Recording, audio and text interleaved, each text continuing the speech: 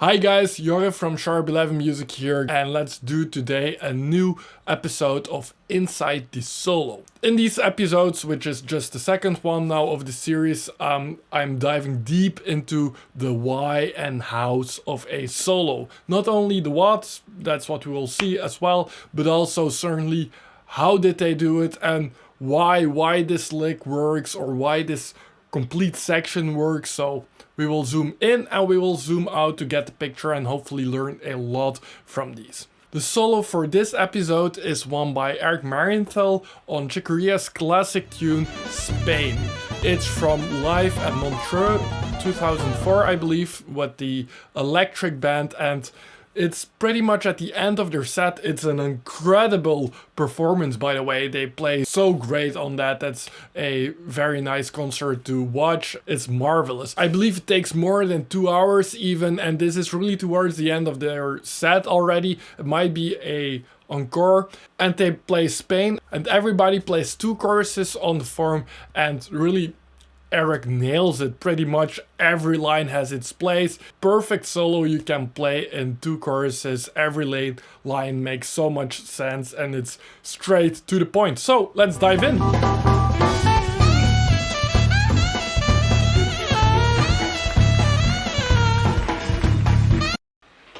So that's the first line. That's, coming straight into it with a very strong statement. I'm talking for E-flat transposition, by the way, guys, but doesn't matter for which instrument you play. It's more about the concept, so bear with me. For alto sax, the first chord, it's on 4th step degree. We are in B major for alto sax, nasty key. But the first chord actually is the 4th step degree, an E major 7 chord. But Eric actually goes with the pentatonic of B major. Pretty basic concept. He picks a few nice notes out of there and he goes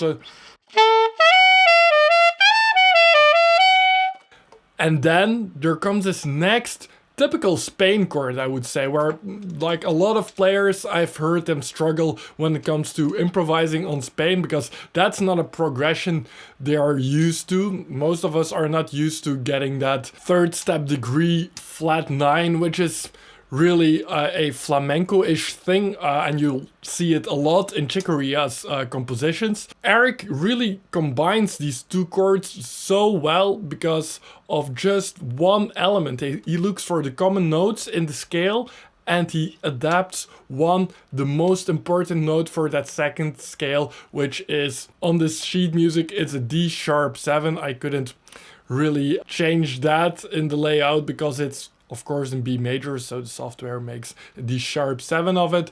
E flat 7 is easier to think of, and then it's the G natural on that E7, which is a very important note. So we can adapt that B pentatonic scale and just adapt the G sharp in that pentatonic scale to a G natural, and all the other notes make totally sense also in E flat 7. And then listen how that sounds. I'll play you first B pentatonic, and then I'll play you B pentatonic adapted to that E flat 7 with the G natural.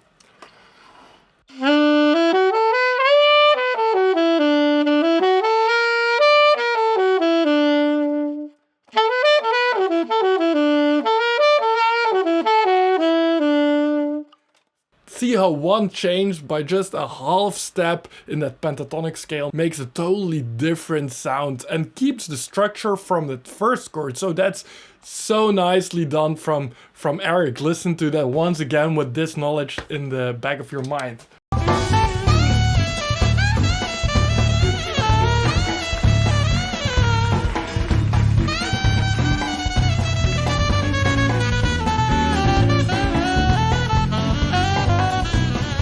Whoa, and then we come into the next line, which is, again, a very diatonic thing to do. We have this 2-5-1 towards B major. He starts on the E, which is a nice note, the 3rd of C sharp minor 7. And then you get this little sequence down with 3 notes.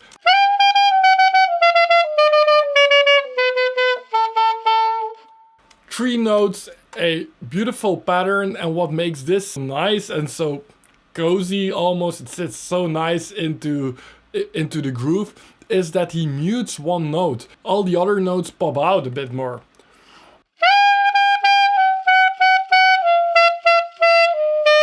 So that second eighth note of every bar is muted. That's half tonguing on the saxophone. I guess if you do that on a guitar, it's like palm muting. Da da da da da da da da da da da.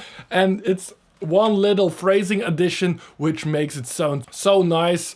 And how Eric also delivers it, you can see he's so technically proficient on his instrument. You know, it's so easy for him to do. It sounds so well also. So let's listen to this once again and go on.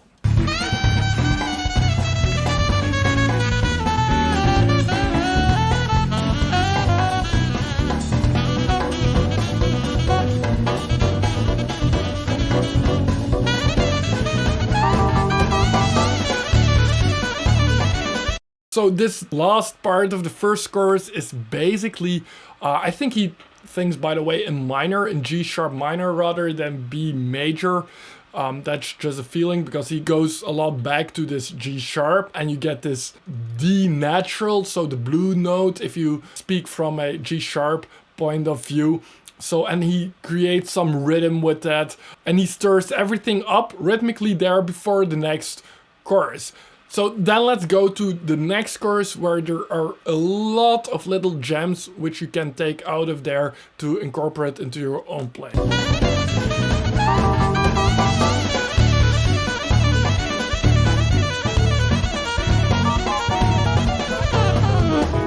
That's such a nice line. He chose those notes again at the same place so well, and he does basically the same conceptual thing.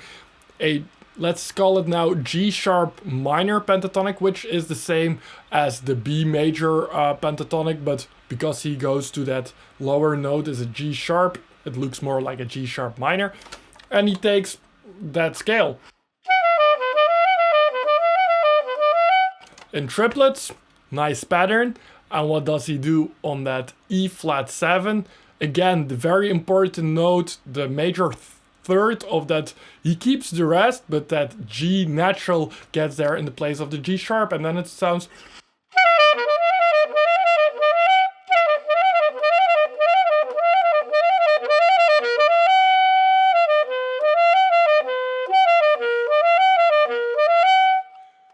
Just a great thing, a variation on the first ID. Okay, and then next up in the solo we have one of my personal favorite sequences of all time. It's so lush and lyrical how Eric delivers it, but just listen for yourself.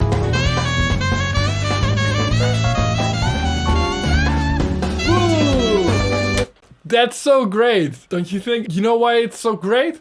I'll tell you, because it's not only, it's a pattern, it's a sequence, that's clear, a very great motive, and it's a great 2-5-1. So it's the perfect combination for me between horizontal playing and vertical playing. Let me show you how it works. So if we look at this line, it's kind of simple. If you look at the first note of every bar, it's a B on the C sharp minor 7, so the 7th of that chord, then next bar is a C sharp.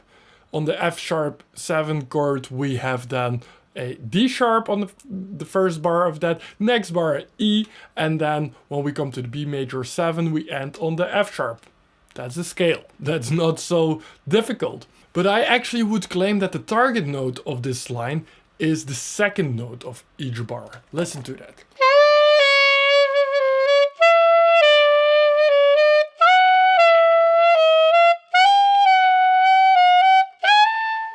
If the second note is the target note, then you see that it's actually one big enclosure, what Eric does here. So that's the pattern. The second note is the target note, and we introduce that target note by one tone diatonic higher. And after the target note, we go a half step chromatically down and then back up to the target note.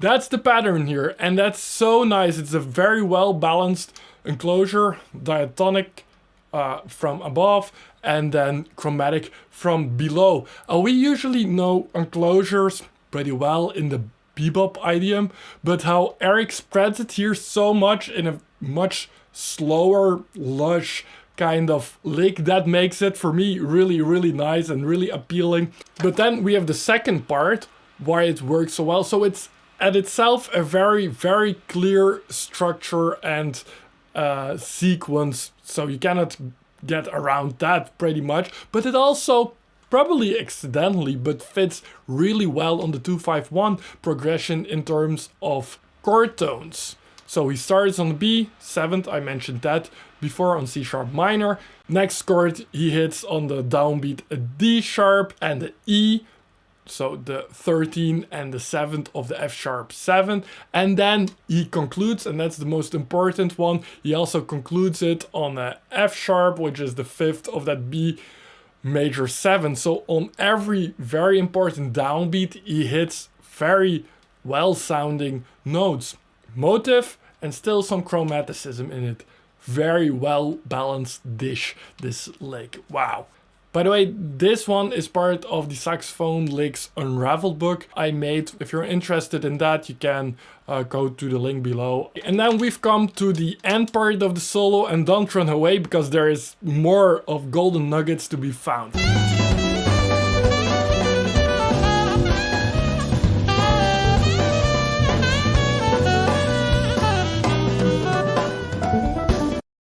Oh, okay, so behind that nice motive line, we have some pentatonics in G sharp minor, and then you can hear there is a marvelous 2-5-1 again. A very simple one. So you get B flat 7, E flat 7 to A flat minor 7. Actually, I know it's an harmonic differently displayed here down. I couldn't help that, but that's the 2-5-1. So he plays.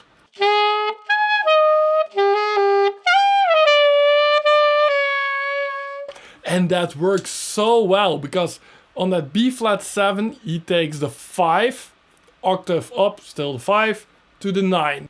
Then we go to this E flat 7 and he descends everything there by a half tone, and then it becomes a very nice altered sound because the F becomes an E, which is a flat 9 or on a E flat 7. He repeats that in the same sequence up again. And that what was previously the 5th of the chord, that C becomes the B natural, which is a flat 13 on an E flat 7. And that flat 13 gets resolved to the, let's call it A sharp, like you see it here down on the G sharp minor 7. So it gets a beautiful resolution to again a 9, just like we started on the first chord. Remember, that was 9-9-5. Beautiful. It's super simple in a way. So this voice leading is just awesome. Listen to that just once again, and then we go into that very last line, the conclusion of the solo, which is also very nice, by the way, to set up into the bass solo.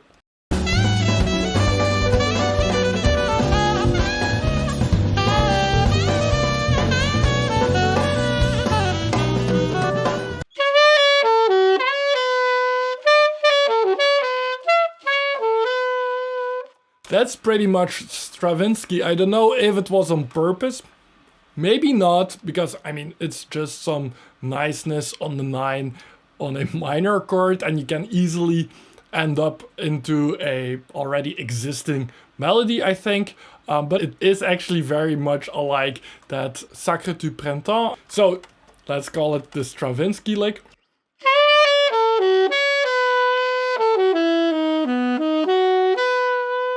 And then he goes down, the G sharp minor 7 also becomes dominant to go back to the start of the chorus. And there Eric hits that C very nicely and also very organically. It doesn't seem too far-fetched to really want to go to that C natural. He comes out of that Stravinsky lick and then goes.